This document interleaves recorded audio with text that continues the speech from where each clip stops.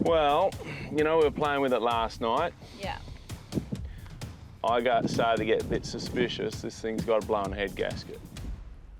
With the Blitz, I've been a little bit concerned about some of the motor condition. When we first got it, it had a sump full of emulsified oil, which makes the oil look like cream.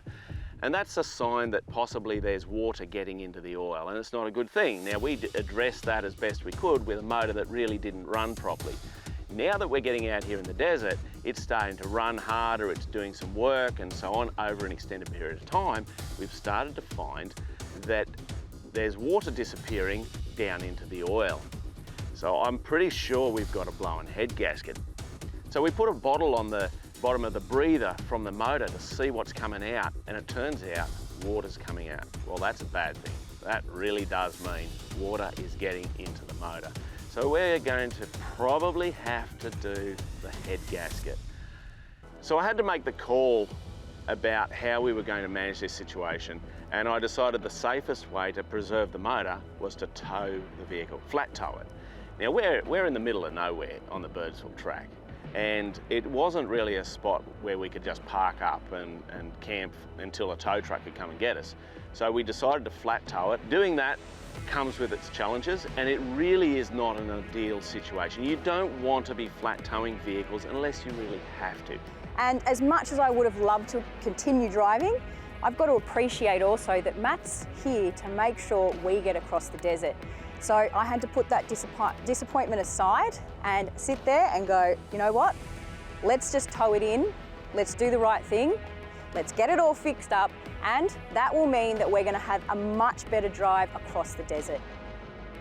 So we're about 40 k's down the road, and I thought Birdsville is not going to have a head gasket for a 1943 Blitz. So who better to call than my Uncle Pete? Now that's Jesse's dad. He is so resourceful when it comes to parts for cars, and he's also got Jesse and myself out here about to cross the desert. I knew that he would be onto it quick smart, and he definitely did that. So 200 k's on a tow rope is not fun. Dust everywhere.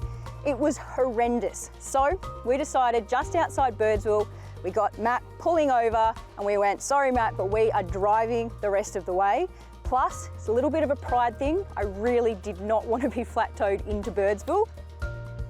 We'd really only just settled into the campsite. We were only here for about half hour. We were expecting Leash and Jesse to rock up hours later, under the cover of darkness.